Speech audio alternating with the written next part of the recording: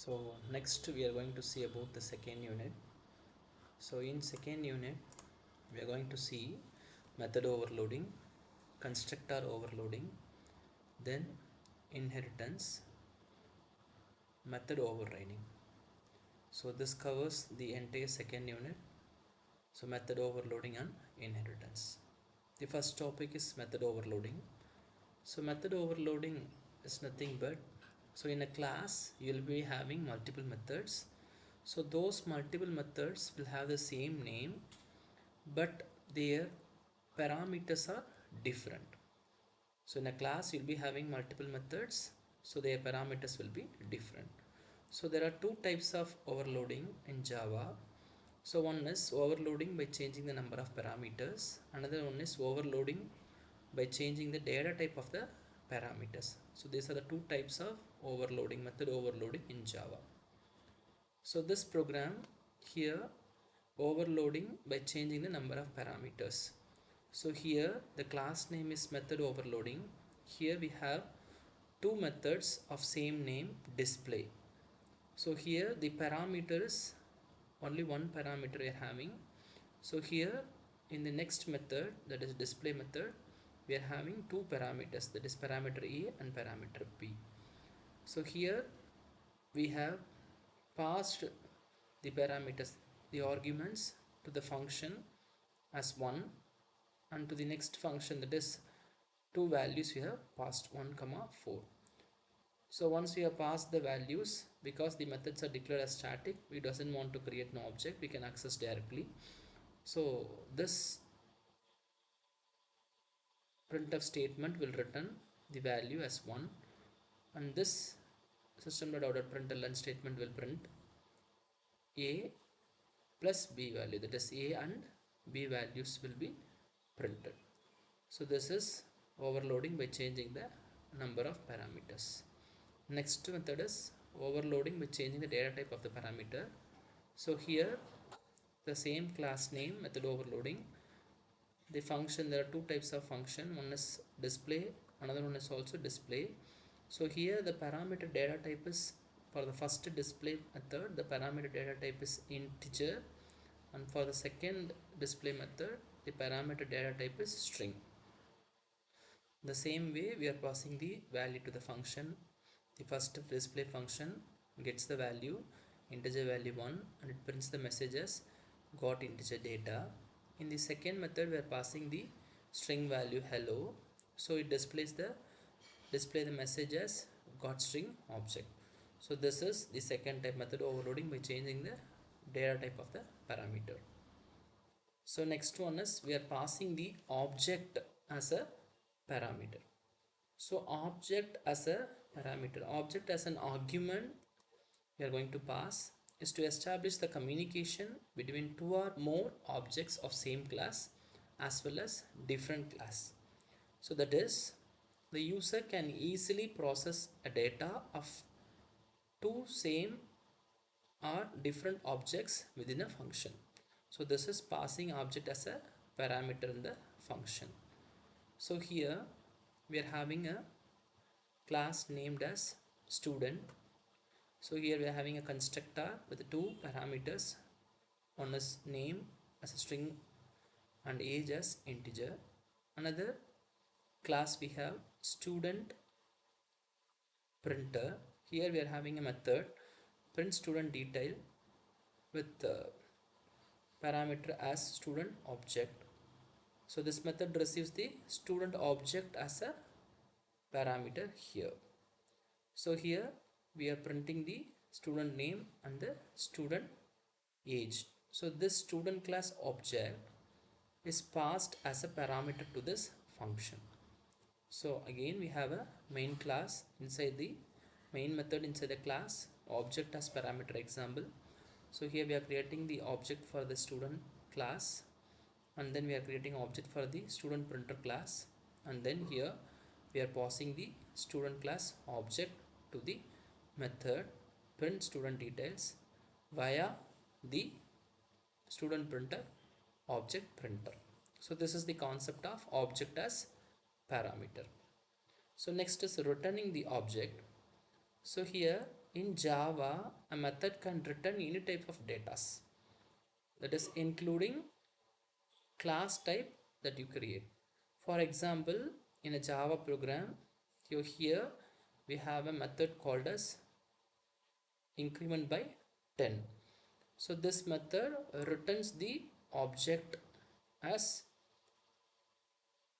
value. So here the return type is object here. So in the main method, we are creating the object for the class test, and then we are calling the method increment by 10. So here the main concept is we are returning the object as return value. So the return type of the method can be type of data return at the end of the method should be same data type. So return type of the method and the data type return must be same. So here the return type is class type. So here the object is return. So if the method is declared within the float return type, then the value should be returned in the float type only. So similarly, if the method is declared as integer, then it must return the integer data type. So next is recursion. So recursion is nothing but in Java, recursion is a process in which a method calls itself continuously. So the method calls itself continuously is called as a recursive method. A method in Java which calls by itself again and again is called as a recursive method. It makes the code compact but complex to understand. So here in main method we have a function called as recursion.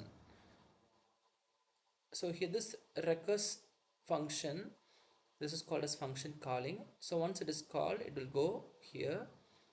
So here the function will be called. So this is normal function calling, it will be called here. So again, once it is written here, control is transferred here, again this will be recursively calling the function again.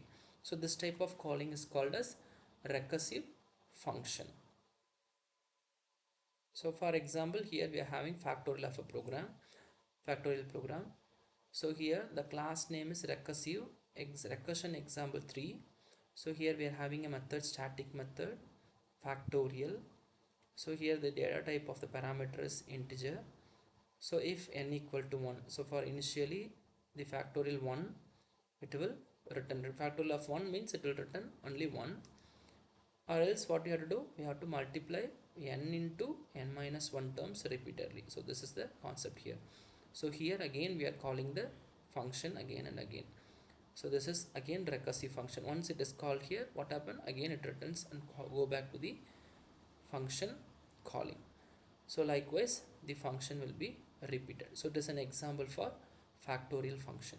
So for factorial of 5, what happened, it will return 1 once the value is, so once the value is 5, what happened, so it will call, it will pass the value as 5, then 5 into, then it will be multiplied and it will be passing the values such as 5 into 4 into 3 into 2 into 1. So at last you will be getting the value as 120.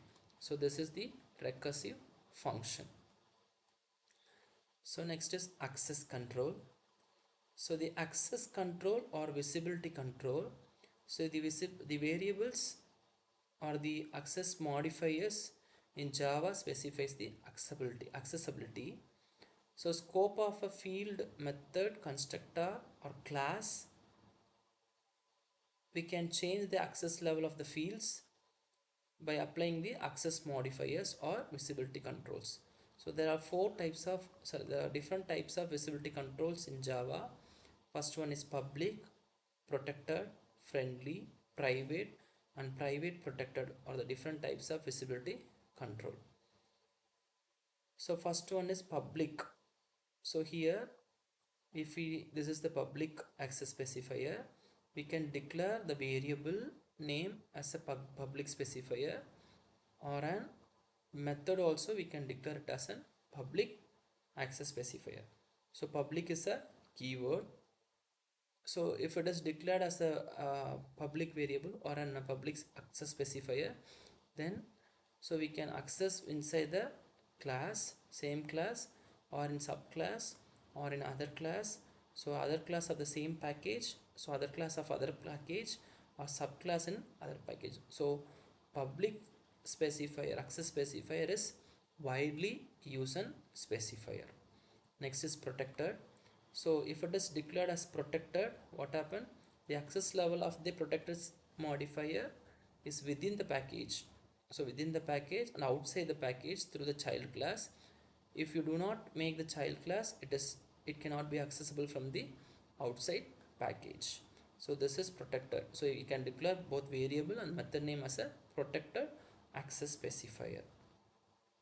So next is friendly or default. So default access specifier, the level of default access specifier is only within the package.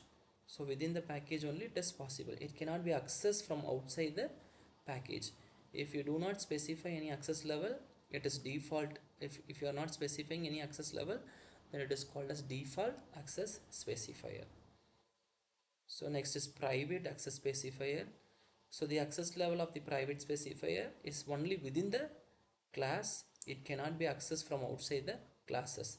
So within the class, subclass, so same class, subclass in the same package and subclass in the other packages only it is possible for the private access specifier.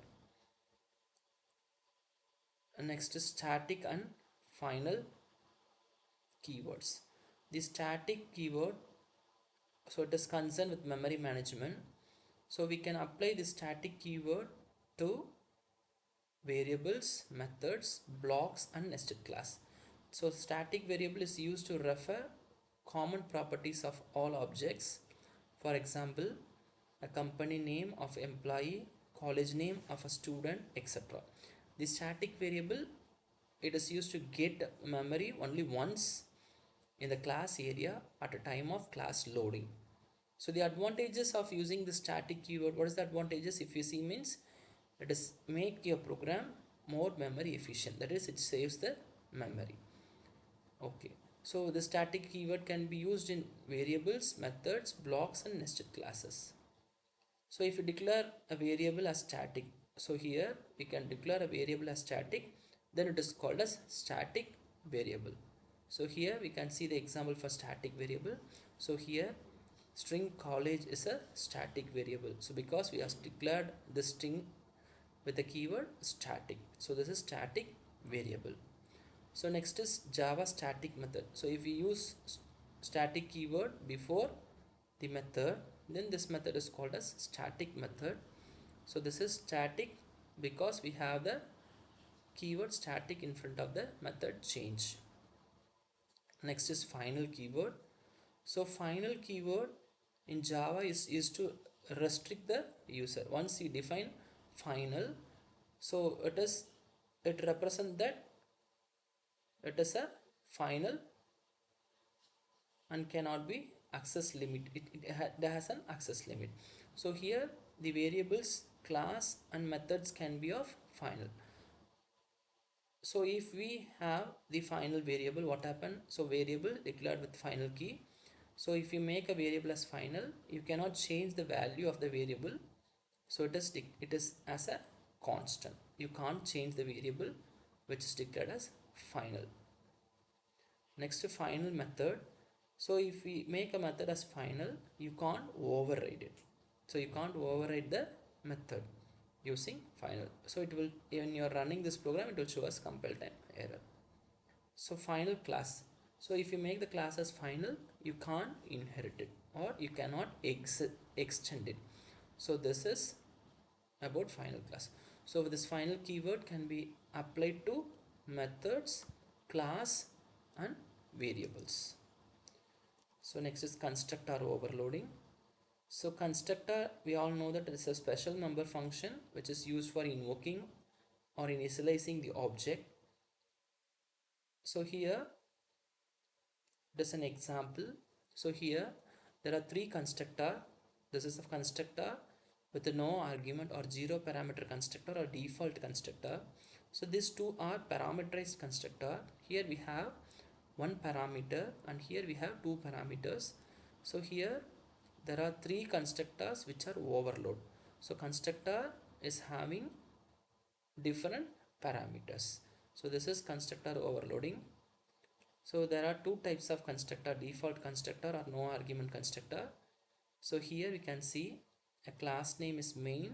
So this is constructor. So it has no arguments or no parameter. So it is called as default constructor.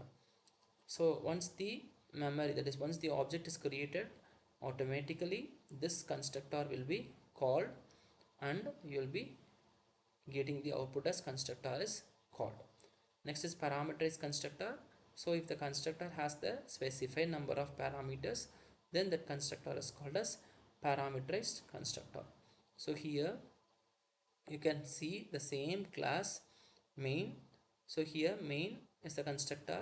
So here we are having the parameter as string. So this string parameter is we are passing from the object creation line, that is, so here main object1 equal to new main of Java.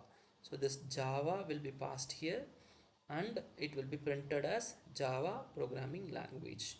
So Python will be passed and it will be printed as Python programming language. C will be passed and it will be printed as C programming language. So here this program has constructor with two parameters, that is both one as integer, another one as string. So this is parameterized constructor example. So this class also has a method called as display. So you can create object for this class student4 and you can invoke the method object.display method and you can print the student detail. Next is inheritance. So inheritance is the OOPS concept where we can create a new class from already existing class. So which means in Java, inheritance is a mechanism in which one object acquires all the properties of and behavior of the parent object. So it is an important part of OOPS. The idea behind the inheritance is that you can create a new class that are built upon existing class. So when you inherit from an existing class, you can reuse the method and fields of the parent class. So inheritance relationship is an ISA relationship, which is also known as parent-child relationship. So why we want to use inheritance in Java? So for method overriding and for code reusability. So the main OOPS concept here is method overloading and code reusability. Okay, the terms, what are the terms we are going to use in terms of inheritance are class, subclass is called as child class, superclass is called as parent class. So there are different types of inheritance. On a single inheritance, multi-level inheritance, hierarchical inheritance, and multiple inheritance is possible by means of applying interface. So one more type is there, that is hybrid inheritance. So first one is single inheritance. So if we derive a single derived class from a single base class, that is one base class and one derived class, then that kind of inheritance is called as single inheritance. So base class is also called as superclass. This base class is called as superclass and the derived class is called as subclass. So other name for base class is parent class and derived class is called as child class. So syntax is that, so the keyword extends is used for inheritance. So here n2 is the subclass which you have created. So name one is the base class. So we can access the variables and method from the base class or a parent class. So here it is an example. So here the class name is student. So here we are having a constructor with mark 1 and mark 2 as a parameter, then total as a method inside. So here this class student is extended to another class student1. So here student1 is the derived class and student is the base class. So here we are passing the values to the constructor, that is immediate constructor, that is base class constructor. We are passing the value mark 1 and mark 2 by using the super function. The super function is used to, super key is used to pass the value to the constructor of a parent class. So m1 m2 is passed to the constructor of the parent class Then this here we are having a display function. So this display function will add mark plus we'll be calling the function from the superclass. So this will return the total of 3 marks and it will be displayed. So this is a simple example for single inheritance. So next is multi-level inheritance. So the multi-level inheritance is the process of deriving a class from an already derived class. So that is here base class. From this base class you will derive another class. So this is first derived class. From this derived class you will derive another derived class. Likewise you will be deriving n number of classes. So there will be different levels. So this is called as multi-level inheritance. So here n2 is the derived class derived from base class name 1. So name 2 is the derived class, first derived class derived from the base class name 1. Similarly, name 3 is the next derived class derived from the